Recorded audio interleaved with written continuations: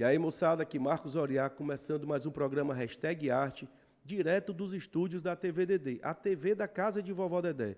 E hoje temos a alegria, a felicidade de bater um papo massa com Gi Monteiro. E aí, Gi, beleza pura? Tudo certo, Marcos. E aí? Conheceu a casa? Conheci a casa, dei uma volta antes da gente começar aqui, assim, fiquei encantada pela estrutura, enfim, pelo projeto no geral, assim. É incrível, né? Sim. Quando você chega ali naquela fachada, não tem ideia do que tem pra dentro. Do que vem dentro. dentro, né? Vem dentro, Eu tava falando com ela que cada porta é um portal, assim. Você abre uma porta e você vê uma coisa que não dei necessariamente você valor. esperava ver antes, assim. Olha aí, Wagner Barbosa, cada porta é um portal, e é mesmo, é um portal para o futuro, é um portal para as oportunidades, né? Eu sempre digo aqui, a palavra mágica é oportunidade, né? Sim. Dessa garotada ter uma vida melhor e a partir da arte, né? Sim. E por falar em arte, a galera de casa quer saber como foi esse encontro mágico, a gente estava falando de magia, entre Gi Monteiro e a arte. Como foi isso? Eu não saberia dizer, assim, um momento específico em que isso aconteceu, assim. Mas eu fico pensando muito na minha vida, eu sou da história, né? Sou formado em história, assim. E eu fico pensando muito em como isso foram acontecendo em pequenos momentos, assim, em pequenas situações, né? A minha família, eu nasci no Parque Santana, que foi um território construído em regime de mutirão, no Grande Mudubim, assim. E a minha família é uma família mórmon. E a maior parte da minha vida não necessariamente esteve atrelada, esteve relacionada à arte, por exemplo, assim. Eu me lembro a primeira vez que eu fui no museu, eu devia ter uns 18, 19 anos, assim, logo quando eu entrei na faculdade. Entendi. Antes disso, não tinha, enfim, uma aproximação da arte, pensando a arte quanto instituição, assim, quanto instituições de arte, quanto sistema de arte, quanto uma produção artística, enfim. Mas, voltando um pouco nas minhas memórias para saber em que momento isso me atravessou, eu, quando mais nova, eu era professorinha, bem jovem, assim, eu devia ter uns 10 anos, e eu tinha uma amiga que a mãe dela disse assim, olha, Gi, ajuda ela, porque ela está com dificuldade no colégio, e traz ela para casa para você dar um reforço. Eu ganhava um dinheiro, foi o meu primeiro emprego, assim. Legal. E aí a minha mãe conseguiu um quadro negro, que era uma lousa, botou dentro do meu quarto, para eu ensinar ela, ajudar nesse processo assim de dar esse help com ela. E também era um lugar onde eu tinha giz de cal mesmo, assim, Entendi. e essa tela em preto, assim. E a partir disso, enfim, escrevia e desenhava e fazia uma série de coisas nessa lousa, assim.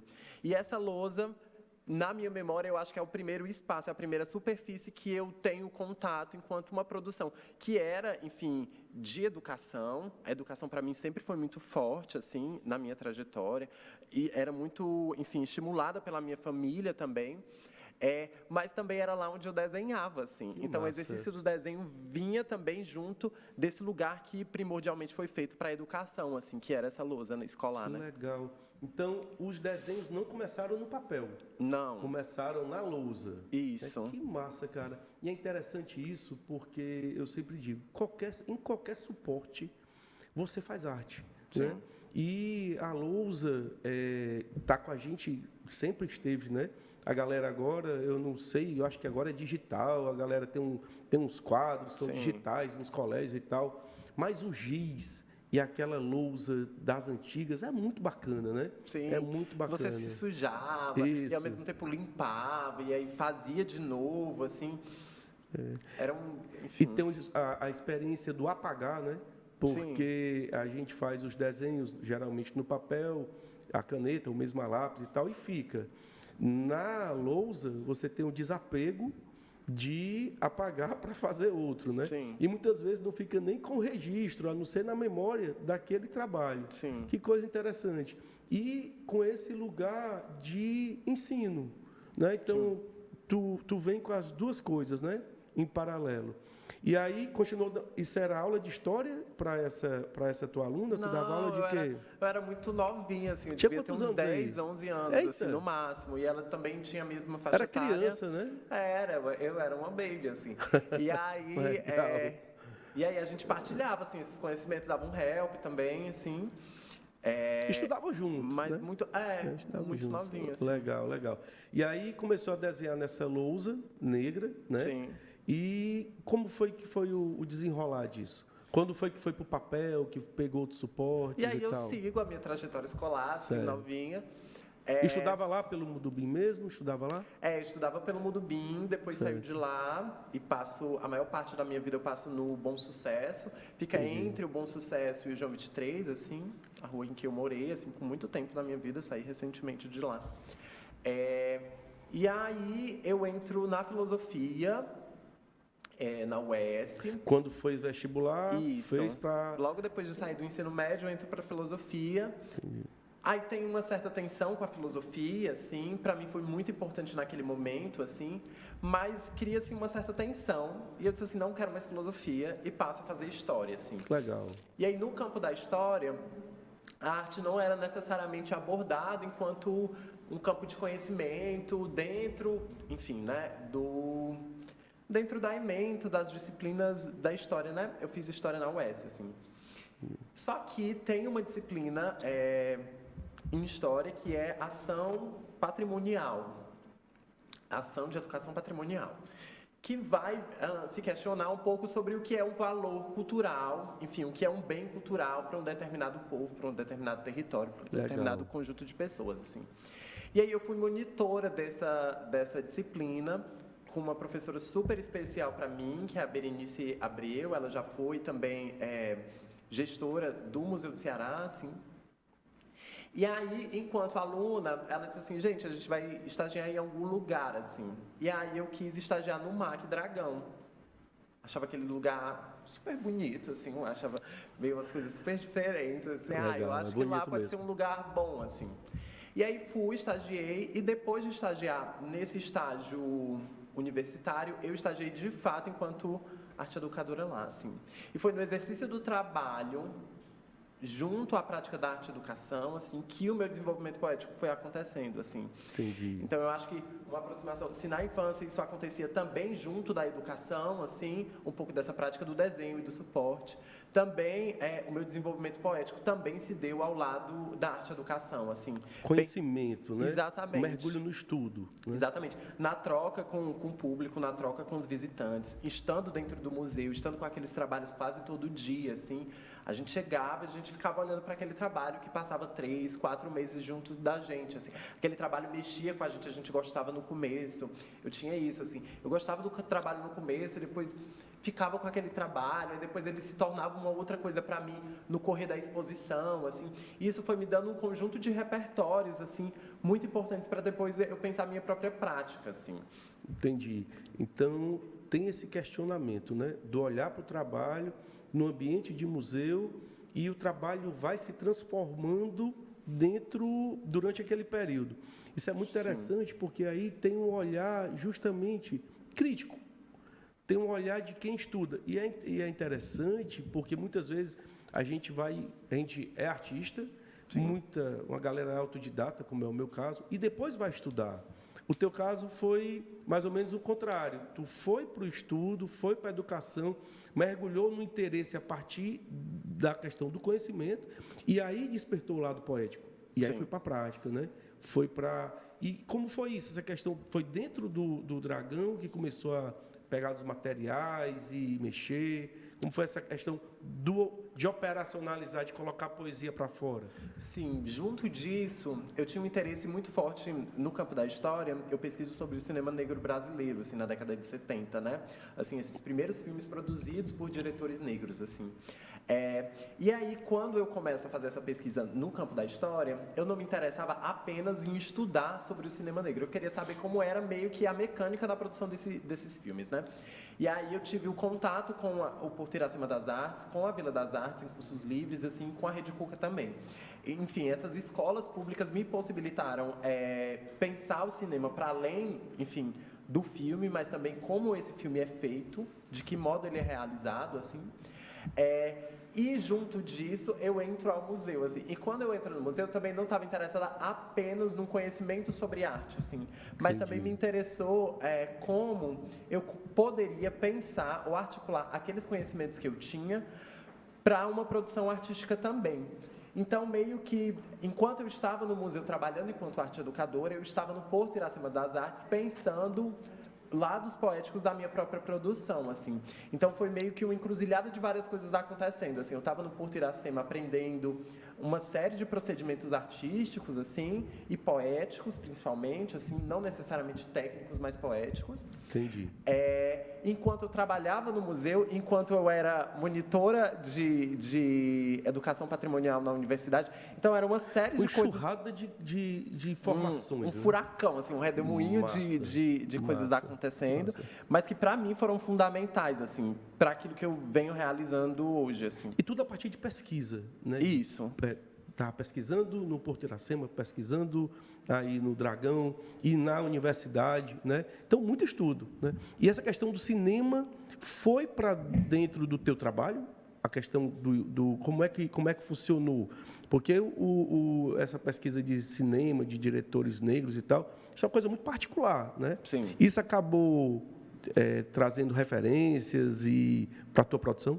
Eu acho que sim, assim, pelo conjunto de autores que o cinema contemporâneo brasileiro traz, assim, e se interroga por conta desses autores também, assim. Não necessariamente hoje eu trabalho com audiovisual, eu tenho alguns trabalhos, principalmente mais antigos, assim, com vídeo, mas não trabalho necessariamente nesse momento com audiovisual, assim.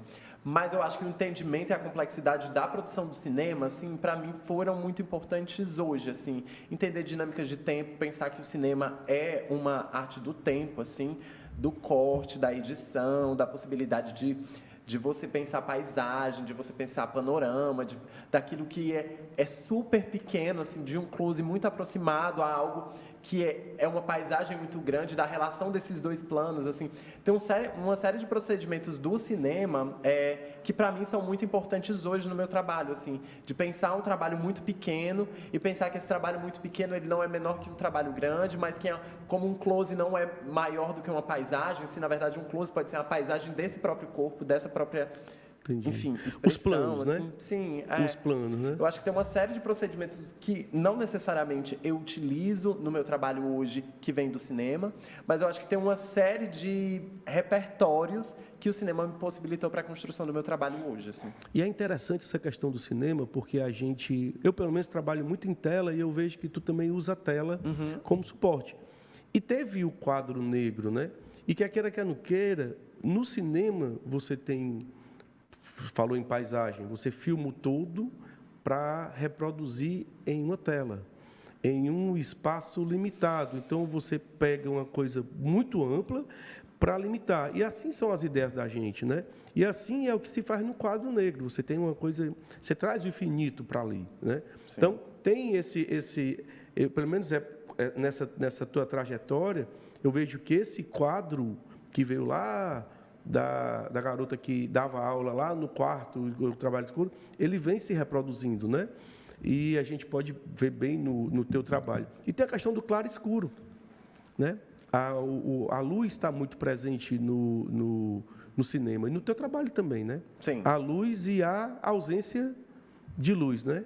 E que é a questão do escuro, né? Como é essa questão que a gente vê muito, que tu usa o suporte na tela preta, né? No teu trabalho, claro, não são todos, né? Mas tem alguns trabalhos que têm o fundo negro. Como é isso? Tela preta. Eu penso muito sobre a luz, não necessariamente sobre a ausência dela, mas sobre o escuro, assim, né? Eu gosto muito... A minha pesquisa é baseada e é sobre o escuro, assim. Mas o escuro não é ausência de luz? Não sei se é ausência de luz, assim, porque parece que a ausência é uma certa falta. Entendi. Eu não sei se o escuro É uma presença, o escuro? Eu acho, assim. Que legal. E eu acho que é uma presença, mas é uma presença que não invalida a luz, assim. No escuro há luz. Se a gente vê à noite tem estrelas, tem o luar, tem vagalumes, assim. Não é que a noite não tem luz, a noite tem luz, assim. Só que essa luz não é a luz do dia, que a gente consegue tudo ver, que a gente consegue tudo perceber. Mas que acontecem certas cintilâncias, assim, certas coisas, enfim, certas presenças de luz que não é uma luz total. E a gente se adapta à luz, né? Também. O olho da gente se adapta à luz. Tu está falando, eu me lembro muito do trabalho que eu fiz com o Luiz Otávio, meu menino, sobre o mar abissal, onde não tem luz e tem luz, né? Porque tem alguns seres lá, como tu está falando, que são células de luz, né? Sim. Que iluminam aquele lugar. Sim. Muito e eu legal. gosto muito de pensar nisso, assim, porque eu penso que a luz, ela tem um certo problema, assim. Não a luz por si só é um problema, mas a luz, ela foi construída historicamente enquanto uma associação direta à modernidade, à colonialidade, aquilo que a gente vê, né? Tem um quadro, enfim, de um norte-americano que o quadro é uma pintura meio com uma certa narrativa histórica e que vem uma série de navios, ferrovias, uma série de instrumentos que não necessariamente pertenciam ao território que hoje é tido e heteroidentificado enquanto América, né, esse lugar onde a gente vive, mas é como se fosse, em alguma medida, né, aqueles colonizadores europeus que chegam aqui e quando eles chegam trazendo luz. Então, o quadro é o quê? Vem essa luz. E ao outro lado, no oeste, vindo do leste, vindo exatamente da Europa, e ao oeste vai se escurecendo, assim. E Entendi. uma série de nativos, como também uma série de animais, como uma série de paisagens vão sendo ofuscadas exatamente pela ferrovia, por esses navios e tudo mais. Essa imagem, para mim, ela é muito forte, porque ela, em alguma medida, demonstra como a luz foi utilizada, né? Por muito tempo, assim, a luz enquanto determinante de controle, a luz enquanto uma certa vigilância, a luz como um certo iluminismo do conhecimento. Alguns conhecimentos são válidos, outros conhecimentos não são válidos, então são escurecidos, ou então são invisibilizados. O que eu penso e o que eu venho desenvolvendo no meu projeto é entender como o escuro não necessariamente é prisioneiro dessas dinâmicas que foram construídas a partir da luz, mas como o escuro é um lugar em que a gente consegue encontrar coisas que não necessariamente a gente consegue ver, ou que a gente estava esperando vivenciar ou experimentar, mas que elas acontecem como uma surpresa, como um susto, como um imprevisível, assim. Entendi. E o imprevisível, para mim, no meu trabalho, não é algo ruim. Eu acho que um pouco da abstração que é presente nele também é o desejo pelo imprevisível, assim, o desejo daquilo que eu não sei o que é que vai ser, Mas pode ser bom. mas que me é sempre bem-vindo, assim. Entendi. O novo, né? Eu acho, sim. Não sei nem se é novo, porque tem muitas coisas antigas também que acontecem junto a esse escuro, Entendi. né? Mas para mim é aquilo que eu ainda não sei, aquilo que eu ainda não tateei e aquilo que pode me levar para outros lugares, exatamente porque eu não me fecho sobre a luz da previsibilidade, mas eu me abro à escuridão da imprevisibilidade. Isso é o que mais me interessa, assim. Legal, legal. E falando dessa questão desse navio, dessa ferrovia e tal, e aí me veio a questão da luz que não ilumina, né? É uma luz que ofusca, falou em ofuscar, né? Então, às vezes você acende a luz e isso não é bom. Então, essa questão do que é uma experiência boa. Às vezes a experiência no escuro, que muitas vezes as pessoas, pelo menos a gente tem aquela questão de criança mesmo, né? De medo do escuro, né? Que é muito interessante, várias músicas falam sobre isso, sobre a questão do medo do escuro, mas o escuro é o momento em que você, por exemplo, eu não sei quem dorme de luz acesa, mas o escuro é a hora que acalma, né? Geralmente, quando você entra no local para fazer uma meditação e tal, você diminui a luz, né? E a falta de luz, que não é falta, que agora eu estou entendendo que não é falta, é uma presença do escuro, ela internaliza, traz para dentro, né? Cara, que olhar massa, que olhar interessante. Então, tua pesquisa vem nesse sentido. Sim, a abstração acontece um pouco nesse sentido também, assim, pensando o escuro enquanto aquilo que não necessariamente a gente prevê, mas também entendendo que o escuro, historicamente, também ele foi um espaço possível de liberdade, né? Assim, dentre as pesquisas que eu faço, assim, foi durante a noite, foi no escuro da noite, por exemplo, que povos negros, no período da escravidão, assim, formularam estratégias de liberdade, né, de possíveis liberdades, assim. Era a noite em que rotas de fuga eram criadas, era a noite em que memórias, enfim, de histórias de um outro território que não necessariamente esse território, que era um território de violência por conta da escravidão, né? Então, memórias sobre seus ancestrais, uma série de cantos, uma série de de cultos e de espiritualidades eram comungados e aconteciam exatamente pelo período da noite, porque não era de noite que tinha essa vigilância maior, enfim, do aparato colonial, como também era à noite em que o labor não acontecia de forma mais efetiva, né? Era para ser o descanso, então, né, exatamente, era nesse período da noite em que esse conjunto de estratégias, né, de permanências ancestrais, então, de saberes que eram repassados, aconteceu durante esse período da noite, como também estratégias de fuga e de saída daquele espaço também aconteciam pelo período da noite, né? À noite também, enfim, tem as damas da noite, né? Assim, as travestis que tomavam, enfim, a noite enquanto performers, enquanto, enfim, damas, de fato, que tinham a noite enquanto lugar de expressão de suas identidades, assim. Se pela manhã as suas identidades eram cotidianamente, continuam sendo, né, cotidianamente violentadas, no período da noite, ou pelo menos naquele microcosmo que era uma boate, que era uma casa, enfim, noturna, elas eram damas, assim, não havia nada maior ou nada, enfim, mais cintilante, já que a gente estava falando disso, do que a presença delas. A verdade, assim. né? Vinha à tona a verdadeira expressão dessas. E aí eu gosto de pensar que essas pessoas. Identidades que me constituem, né, assim, enquanto uma pessoa negra, enquanto uma travesti, elas acontecem também hoje no meu trabalho. Não necessariamente eu represento pessoas negras e travestis no meu desenho, enfim, na minha pintura, mas elas estão comigo enquanto metodologias de criação, assim. Pessoas negras criaram rotas de fuga no escuro, assim. Travestis criaram essa redoma em que elas eram damas da noite, assim. Do mesmo modo que é no escuro onde eu crio essas possibilidades de criação, assim, que podem ser pintura, pode ser desenho, pode ser fotografia, pode ser instalação, enfim. E não tem como, né, a artista, não colocar no trabalho a sua vivência, né? Sim. A sua história, o que você acredita, o que você é. Então, tem essa presença, não tem como dissociar. Falando nessa questão da artista negra, artista travesti, e tem uma discussão no sistema de arte sobre a evidência que tem tido artistas que têm trazido essas questões. Só que isso é um resgate, né? Às vezes, a gente que não tem esse lugar, porque você não é assim e não vive essa parada na pele, né, no dia a dia, não tem como colocar, né? Então, quem vive, quem sente, não tem como não colocar no trabalho. Sim. E isso na abstração, porque muitas vezes as artistas colocam isso no figurativo, né, de forma figurada, né, de forma até mais acadêmica. Como é que isso acontece na abstração? Isso veio naturalmente ou foi um caminho pensado, buscado? Cara, eu vou aqui para a abstração porque eu tenho como mostrar da forma que eu quero. Como é isso? Que Sim, funciona? Porque quando a gente olha, a gente não vê diretamente. Sim, a gente total, sente. é. Quando sabe que é artista que está fazendo, aí você associa. Se fosse outra artista fazendo aquele trabalho, não teria tanta essa imbricação. Como é que foi essa escolha ou não foi escolha?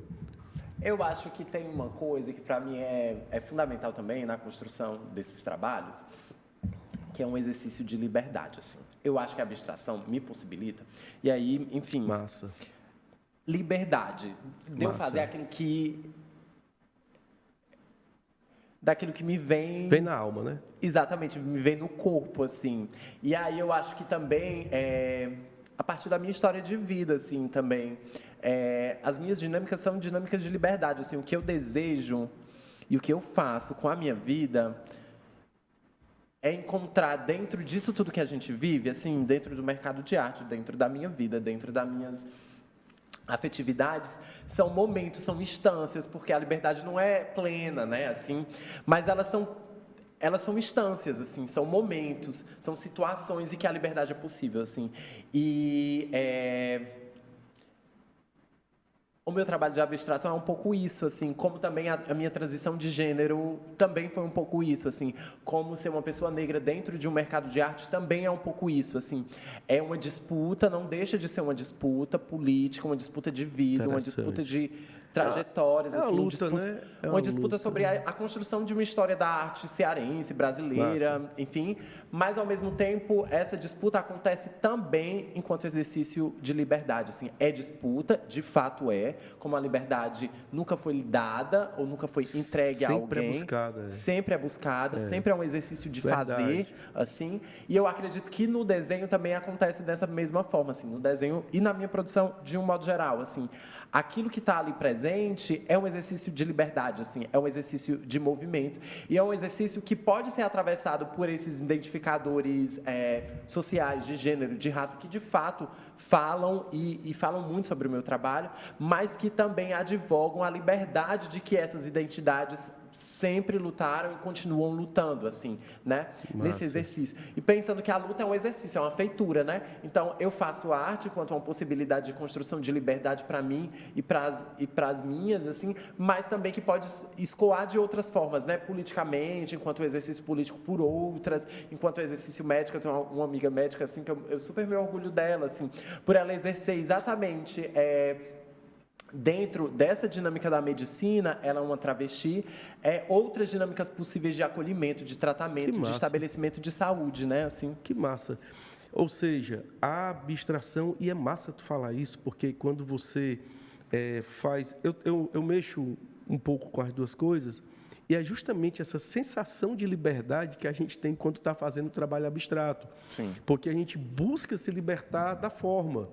E porque quando você vai, por exemplo, eu faço desenho um gato, né? Desenho uma pessoa.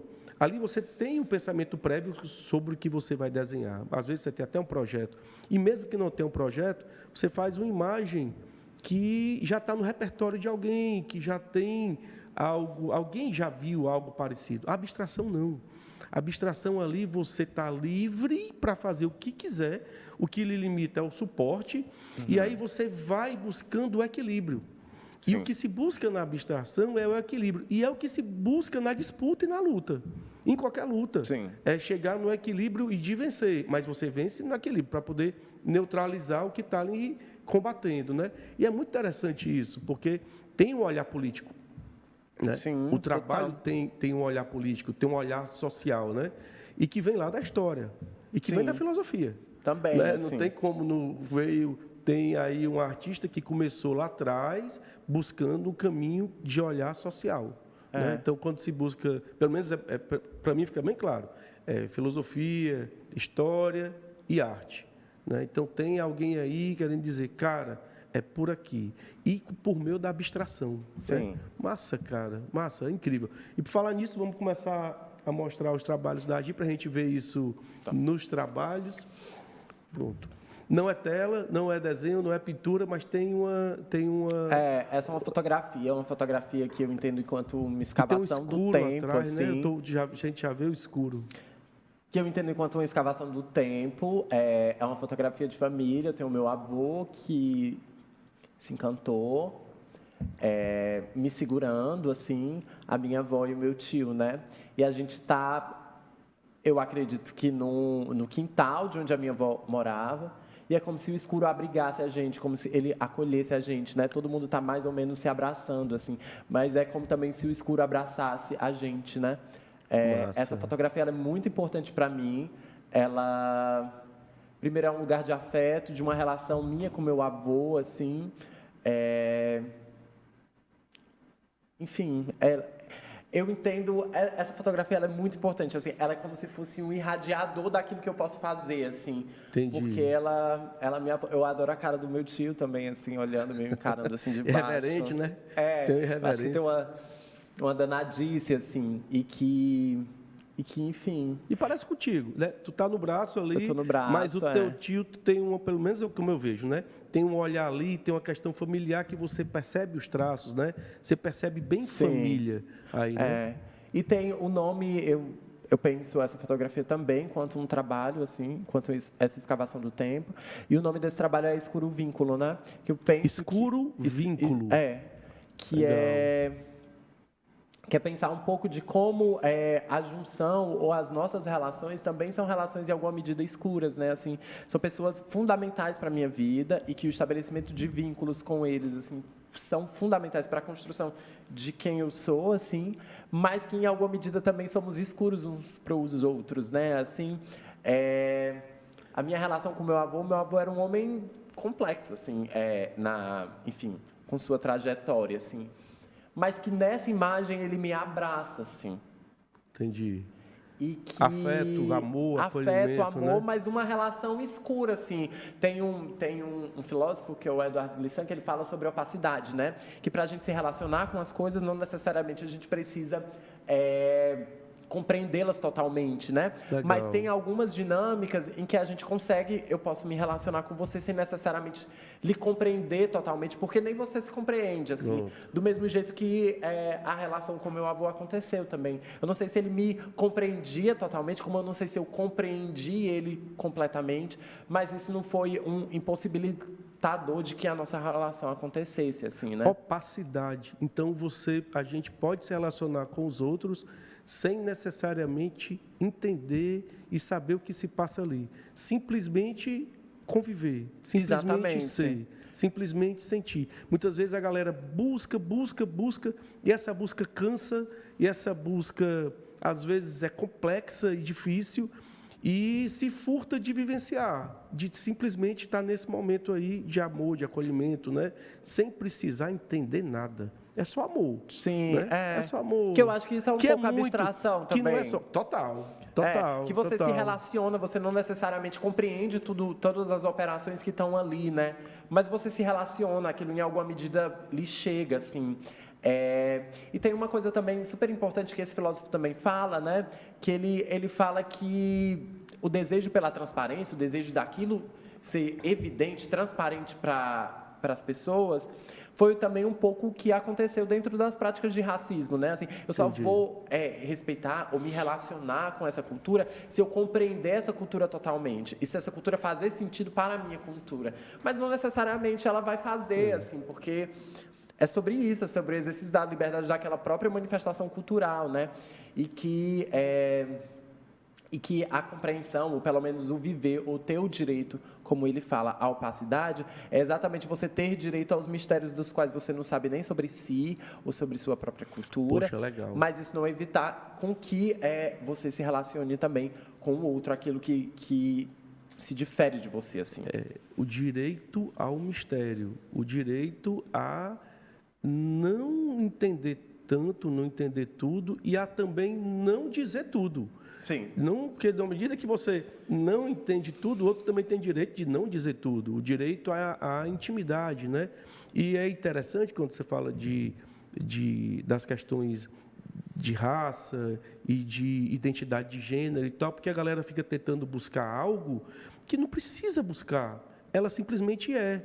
Que é como esse amor, essa relação, ela é. Então, por que tu está querendo entender, cara? Simplesmente tu se relaciona, respeita, acolhe, ama e pronto. Né? Então, essa busca cansa. Né? E o escuro, teu escuro que tu traz aí como... Eu comecei o programa pensando escuro como escuro. Agora já estou pensando escuro como luz no sentido de mostrar. Né? Então, você pode mostrar no escuro, por que não? Por que você pode mostrar no escuro? Porque você não precisa dizer tudo. Não tem essa necessidade da compreensão para que isso tudo, né? Legal demais, cara, massa. E tudo a partir de uma questão de família. E na família que tem essas opacidades, né? Muita cobrança, muita coisa, e não precisa disso tudo. Basta só ser, né? Massa, cara, massa. Vamos para frente? Para tentar agora... Pronto, aí você enxerga... Esse trabalho também é um trabalho de família, assim. E aí você começa a enxergar aqui no trabalho, é interessante a gente ter mostrado o trabalho da família, né? A fotografia, a imagem, porque aí você começa a enxergar no trabalho aquela galera, né? Sim, total, assim. Esse trabalho é um trabalho também de família, assim. Eu quando mais nova, eu tinha um sonho de ter uma caixa de lápis Faber-Castell, assim. E aí a minha família tinha outras prioridades, assim, importantes pra gente, enfim. E eu não tive essa caixa de Faber-Castell na infância, assim. Tive acesso, claro, no colégio, utilizava lápis de cor e tal. Entendi. Mas não tinha em casa, enquanto uma coisa minha que eu poderia pegar e fazer na hora. Eu acho que por isso também um pouco da lousa, né? Enquanto essa superfície, enfim. E aí não tive. Aí, com o tempo, passa-se os anos, assim, daquilo que a gente não sabe direito, a minha irmã me dá de aniversário uma caixa de lápis de cor, assim. Faber-Castell? Faber-Castell. Que legal. E eu não tinha me lembrado desse... Quando ela me deu, eu não me lembrei do desejo que eu tinha, que a minha mãe me desse. E não foi a minha mãe que me deu, foi a minha irmã que me deu. Legal. Não me lembrava disso e me veio muito forte, assim, naquilo, numa realização de um sonho. Não necessariamente no momento em que eu queria, mas um sonho que foi concretizado a partir da efetividade que eu queria, assim. Eu queria da minha mãe, mas quem deu foi a minha irmã, assim. Legal. Depois de muito tempo. E aí, chegou, né? Acabou vindo, né? Sim. E numa surpresa, né? O nome é uma série de desenhos em preto que acontecem um pouco são lápis de cor metalizados, assim, que tem um certo brilho quando a gente vê pessoalmente, assim, presencialmente. E eles têm como título Atraente Zona de Dançar o Tempo. Porque, para mim, isso foi uma dança do tempo, assim. Atraente zona de dançar o tempo. Legal. Porque, para mim, foi primeiro um processo de atração. Aquele meu sonho atraiu a minha irmã depois de um bom tempo de que as coisas tinham acontecido, de que eu tinha esse desejo. Essa zona foi possível para esse processo de criação, para essa série, assim, e nessa dinâmica de tempo, né, que aquilo que é semeado, aquilo que é desejado, não necessariamente acontece a partir da nossa intenção, né, assim, tipo, eu quero que isso aconteça nesse momento, mas não necessariamente o tempo corresponde aos nossos desejos. O tempo, ele acontece junto dos nossos desejos, os nossos desejos vibram para o tempo, mas ele vai acontecer no tempo dele, né? Assim, ou não necessariamente no nosso, né? Porque eu acho que isso é importante também, porque tira da gente esse imperativo dos nossos desejos, porque eu acho que é até um pouco autoritário, né? Assim, quando a gente deseja que o tempo obedeça os nossos desejos, assim, e não necessariamente as coisas acontecem. Mas é importante desejar, né? Desejar, não, é fundamental, porque eu acho que desejar é você vibrar para que aquilo aconteça. Conversei aqui com a Amanda Nunes e ela, um abraço para a Amanda, né? Crimes Passionais, que agora deixou um pouco o Crimes Passionais e a Amanda está voando, né? Espetacular o trabalho dela. E ela fala dessa questão do desejo, né? Que ela montou um altar lá na casa dela e pensava muito no que queria e as coisas foram se concretizando. Então, não tem como conseguir se primeiro não desejar. E às vezes tem um hiato imenso, né, Gi? E quando você menos espera, vem a concretização do desejo e está aí, né? É muito massa. E vem por outras mãos, né? E ao mesmo tempo pela mesma, porque vem de família, né? E é massa esse desejo por uma caixa de lápis, Faber-Castell. Que massa, cara. E a questão do bom, você pensar e querer o bom material, né? Um material bacana para poder trabalhar. Muito massa. E o suporte é Canção Preto? É o Canção Preto. É o Canção Preto? Massa. Canção Preto, 21 por 29, assim. Que foi um papel que eu encontrei, assim, também e se eu fizer, assim, no preto, né? E aí, fiquei com esse preto, passei muito tempo com esse material, assim, não necessariamente utilizando ele, mas muito tempo com ele. E aí, ele me fez me lembrar daquele quadro negro que eu tinha na infância, assim. Massa. Aquele papel preto, e aí o preto diretamente associado ao escuro, né? É nesse preto em que tudo pode acontecer, assim, e qualquer forma pode acontecer, assim. Maravilha. Porque o preto é isso, né? A escuridão é isso, assim, você não sabe se na sua frente vai ter uma poça de água ou vai ter um cajueiro. Se você está no escuro, andando, caminhando, sem necessariamente o auxílio da luz, assim, você pode encontrar uma série de coisas que não necessariamente você estava preparado, tinha isso em mente, né? Por exemplo, quando eu estava com esse papel, eu não me lembrava da memória daquela lousa, assim. Depois de um tempo com esse papel, eu disse assim, Isso, é aquilo também, assim, é uma atualização daquilo. Mas no escuro do tempo, nessa zona do tempo, em que não necessariamente todas as nossas memórias vêm em mente, assim, o preto me fez relembrar desse quadro negro onde eu desenhava também. Assim. Massa. E o título? O título complementa a obra? Eu tenho pensado muito sobre essas questões de título e teve uma época que eu até colocava sem título, mas hoje eu tenho pensado no título como algo muito importante, porque primeiro você verbaliza e fala e escreve sobre o que você pensa e sobre o trabalho. E muitas vezes complementa. Como é o título para ti? Porque esse título é muito massa, né? E aí você, principalmente no abstrato, você dá uma dica do que está sentindo, do que tem intenção de fazer. Como é isso, essa questão do título? Eu gosto de pensar o título enquanto uma vibração conjunta, assim. Eu acho que a abstração, ela faz com que, não necessariamente a gente precise necessariamente identificar aquilo que a gente está fazendo, né? Assim, Entendi. Então, eu não gosto muito de identificar aquilo que eu faço, assim, tipo, eu vou fazer isso e vou dizer assim, uma flor. Entendi. Às vezes eu utilizo, né, tipo, o nome de uma flor para um título, assim, mas eu não gosto de identificar aquele trabalho necessariamente enquanto uma flor, mas eu gosto que o título vibre junto com o trabalho, assim, como se a atraente zona de dançar o tempo vibrasse junto com a imagem do desenho, assim, como se um não fosse legenda para o outro, mas como se um fosse um trabalho e desenvolvimento poético que se aglutina juntos, assim. Entendi. É como se o título e a imagem... Uma coisa só. Perdão. Só uma coisa se só. complementassem, assim. Entendi. Massa demais. Se somassem, assim, se fortalecessem.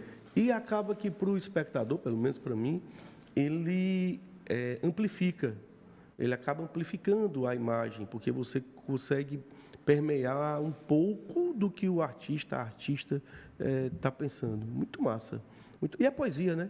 E é poesia, não tem como, porque tem títulos que, nesse caso, é absurdamente poético, né? Principalmente dançar o tempo é punk. Vamos para frente?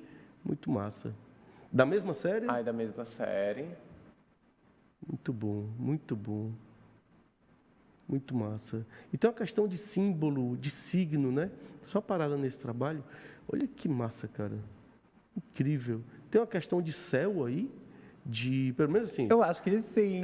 Quando a gente olha e porque a gente acaba trazendo o que é mais, talvez, lógico e fácil ou não, da imagem, né? Eu vejo estrelas, vejo céu e vejo células, tem uma pegada, você acaba buscando algo próximo, né? Tem uma dança aí também, muito massa. Como é o título desse trabalho? É navegar na vibração do encontro, o nome desse trabalho, né? Massa. Então é um mar, né? Quem navega nesse mar aí, fantástico. Muito bom, cara. E um equilíbrio forte, fortíssimo. Navegar na vibração do encontro. Vibração do encontro. Muito bom. Que acho que também tem, enfim, assim, para mim tem essas duas presenças centrais, assim, né? Como se elas se encontrassem em alguma medida. Mas eu acho que tem aquilo que escapa também, aquilo que acontece, quase como se fosse uma vibração do encontro, assim, como se a gente se encontrasse, e quando a gente se encontra, coisas acontecem, assim, ou então, enfim, vibrações são emanadas, né? Eu gosto de pensar, enfim, esse é um trabalho que eu gosto muito, assim. Muito bom, muito bom. E ele ele é estático, né? Mas tem um movimento muito grande, né? Para mim é fundamental o movimento, assim. Tem um movimento no trabalho, tanto no desenho, quanto na pintura, quanto nas instalações, assim, trabalhos que emanam e que o público, enfim, a pessoa que se relaciona com o trabalho, assim, percebe nele enquanto movimento, para mim é fundamental, assim. Poeticamente, como politicamente também, assim. E o escuro do trabalho, ele tem uma atmosfera de mistério, né? Tem como essa questão do mar escuro, da noite, né? Tem um mistério, e o mistério traz uma atmosfera totalmente diferente, né? Mexe, né? Mexe, não tem como não mexer. Muito bom, cara. Lindo trabalho, lindo trabalho. E é o Canson? É um trabalho disso aqui, mais ou menos? Não, né? ele é maior? Ele é 1 por 70. 1 por 70 é um trabalho grande, né? Isso, é. Trabalho grande. É tela, esse aí? Não, é papel também. Né? Papel é massa, né? Papel, eu adoro papel. Papel é massa. Papel é massa. E tem muitas... E possibilita o desenho, né? Não que não se possa desenhar em tela, né? Muito bom. Muito bom. Vamos para frente? Lindo trabalho. Um trabalho. Massa. Esse também é um trabalho... Foi apresentado numa exposição que é aquele anterior também, assim. Ele é em fluxo de mutirão. Esse trabalho é um pouco biográfico, assim, apesar de ser uma abstração. Qual é o título desse? Em fluxo de mutirão. Em fluxo de mutirão. De mutirão, ele pode... Eu compreendo ele enquanto biográfico, mas, enfim, né? Ele está num campo expandido de que inúmeras possibilidades de leitura podem ser feitas por ele, assim. Mas esse, enfim... Mas como é biográfico? Por que esse aqui é biográfico? Porque esses quadradinhos que acontecem no trabalho, assim, e que tem um certo tempo para a construção e a repetição desses quadradinhos e a mudança das cores também, eles acontecem porque na minha memória, na paisagem da minha memória, assim, de infância, no Parque Santana, onde eu nasci, as casas eram constantemente ou reformadas ou construídas, né? E elas foram construídas coletivamente. Então, eram cedidos aqueles terrenos e aí toda a vizinhança construía e se ajudava na construção das casas, mutirão, né? Exatamente, mutirão, assim, coletivamente. E aí, a paisagem desses tijolinhos sendo construídos coletivamente, assim, o tijolo que estava nessa casa, ou então a massa que fez a minha casa também foi a massa que fez a casa do vizinho ao lado. Ou, por exemplo, a vizinha que precisava pagar uma conta, pegava a conta da minha mãe e pagava, e a minha mãe cuidava do filho dela, assim. Existe uma série de procedimentos de mutirão que são fundamentais, assim, para mim, enquanto um arcabouço ético, assim, e quanto uma possibilidade também de construção de uma outra realidade, de uma outra possibilidade de viver, assim. O mutirão, para mim, é super importante, foi super importante. Foi através de um mutirão que eu fiz a minha retificação de gênero, por exemplo. Foi através de um mutirão que os meus gatos foram castrados. Através desses mutirões, uma série de procedimentos, assim, de bem viver, de saúde, de possibilitar um mundo diferente desse mundo cruel que a gente vive, assim, Foram feitos em mutirão. Foram feitos em mutirão. Massa. E aí esses quadradinhos me relembram sobre essas casas sendo erguidas coletivamente, assim. Que massa. Sobre esses fazeres coletivos. E no colorido, né? E esse colorido mostra a alegria de se fazer junto. Sim. Porque a sociedade perdeu e muitas vezes tenta resgatar dessa forma. Mas essa questão coletiva, né? Cada um vive na sua casa, constrói sua casa separadamente. As casas, muitas vezes, representam poder, representam status, representam grana. E aqui, no mutirão, representa força das mãos, representa dignidade da pessoa humana, que está lá na Constituição, né? Ter onde morar, ter onde dormir, isso é formidável, né? E você tem a força da galera. Você tem ali todo mundo junto, tem o material, então eu construo o meu e eu construo o teu. Uhum. Vamos junto que a gente vai erguer aqui e vai ter onde morar. Cara, isso é muito legal. E outros mutirões, né? Porque eu sempre pensei em mutirão como mutirão habitacional. Mas aí tem o mutirão de castração dos gatos, tem o mutirão da questão de medicina, né? E tal. Poxa, que massa. Como é que aconteceu essa questão do mutirão para essa questão de gênero e tal? Como é que acontece isso? Eu não conhecia. A Defensoria, o que eu participei tem alguns, né? A Defensoria Pública, ela possibilitou no ano passado, retrasado, não vou me lembrar o certo a data, assim, mas possibilitou um mutirão de retificação de gênero, né? Para que os documentos, enfim, Entendi. Identidade, certidão de nascimento, ficassem de acordo. Exatamente, com o gênero da pessoa, né? Legal. E a minha retificação aconteceu exatamente por esse procedimento de mutirão, assim, Massa. né? Porque facilita, como é da Defensoria Pública, então tem uma série de procedimentos jurídicos né? Legais. E que eles já têm intimidade, enfim, já têm mais facilidade burocrática de resolverem, assim. Tornar de direito o que já é de fato. Exatamente. Né? Já. Massa, cara. E como é importante essa parada pública, né? Sim. É muito importante o Estado, o serviço público proporcionar isso, né? E os mutirões, eles muitas vezes são feitos com o apoio do Estado, né? Da Prefeitura e tal. Então, tem uma força estatal aí cuidando, zelando, né? Mas que acontece, que é fundamental, assim, de fundamental importância, mas que o mutirão, essa palavra também é incrível, assim, essa palavra parte do Tupi-Guarani, mutiron, assim, e que era exatamente o processo de coleta, de plantio de uma série enfim, de vegetais importantes para a alimentação, assim. Então, era um conjunto de pessoas que se uniam exatamente para o plantio e para a colheita desses pensando no coletivo, né? Pensando nesse exercício coletivo, todo, né? exatamente. Que Massa. hoje pode chegar nessas instâncias estatais, e é importante que aconteçam, que sejam públicos esses movimentos ações, coletivos, mas que tenham uma ancestralidade, tenham um modo de fazer muito desse território, assim, muito desse território, assim. Massa, massa. Vamos para frente? Lindo trabalho. Alice, olha aí, ó, o todo. É na cave? Isso, na Cave Galeria. Massa. Muito bom. Lindo. Esse trabalho se chama Bruma, ele participou do último Salão de Abril, 76º, se não me engano. É também em papel preto, e ele tem por nome Bruma, que é aquela sensação em que você vê e não vê, assim, aquela atmosfera de bruma, em que as coisas não ficam necessariamente tão evidentes para você, mas que você sente essa sensação da bruma, né? Entender que a bruma também é uma manifestação da natureza, que faz exatamente com que a gente não tenha, que a nossa visão não seja necessariamente absoluta, mas que faz com que a gente veja as coisas meio em nevoeiro, assim, que elas não fiquem tão evidentes. Enfim, retomando, pode retomar aquilo do mistério que se falou também. E a nitidez não é tão necessária, né? Não é tão necessária. Ela é o não estar nítido não quer dizer que não seja assim, que não seja bom e que não possa ser visto. Ele só não é nítido, né?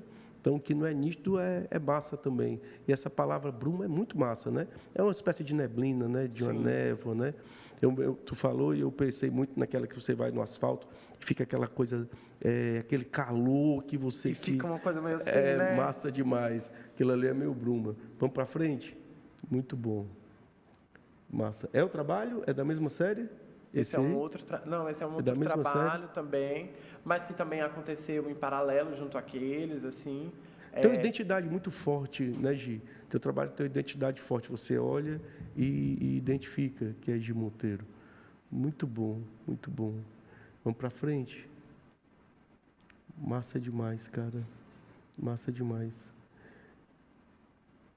Esse é um trabalho que foi apresentado no Rio de Janeiro, na Recife Galeria. Ele tem por nome Sussurro Estelar, e eu acho que tem um conjunto de forças para mim que é muito importante, assim, no meu trabalho, que é uma relação com a terra, aquilo que a gente experiencia enquanto chão, assim, que é um pouco sobre esse exercício do mutirão, é um pouco sobre escavar as memórias familiares, assim, mas também entender que isso está em paralelo a um universo, assim, que é muito maior e muito mais expandido do que o nosso, enfim, a nossa compreensão, a nossa previsão, assim, né? Massa. E aí, o nome dele é Sussurro Estelar, exatamente entendendo também que o universo, ele é escuro, cheio de cintilâncias, e que coisas acontecem sem necessariamente estarem... Não há um planejamento no universo, Massa, assim, não há E é mistério, né? A vida é mistério. Também, A vida é mistério. Então, quando fala de sussurro estelar, e sussurro tu fala de som, né? Sim. Um som que quase não chega, né? Que pelo menos para mim parece bruma, né? O sussurro e a bruma estão ali aparentemente no mesmo lugar, né? Massa demais. Gi, parabéns, uma trajetória massa. E aí quando a gente bate papo, a gente vê vem lá de trás, né? O quadro negro da garota que já ensinava, né? Tem pretensões de ensinar? Está ensinando? Tem um pé aí no... Eu continuo com arte, trabalhando com arte e educação, assim, eu acho que a produção de arte junto a uma difusão desses procedimentos de conhecimento, assim, são para mim fundamentais, assim. Massa, massa. E proporciona a pesquisa, né? Que gera esses trabalhos maravilhosos. Parabéns, sucesso. Obrigada. Tem exposição aí em vista, né? Vai rolar na Cave Galeria. Sim. Qual o título da exposição? A exposição tem por nome Céu da Boca da Noite. Céu da Boca da Noite. Exatamente. Massa, cara. Ela é a minha primeira exposição individual, assim. Com a curadoria? Da Lucas de Lacerda e a produção da Cabe, assim. Massa. Parabéns. Parabéns e Obrigada. muito sucesso. #arte com Gi Monteiro. #arte. Viva a vida, viva a arte, cara. Lindo demais.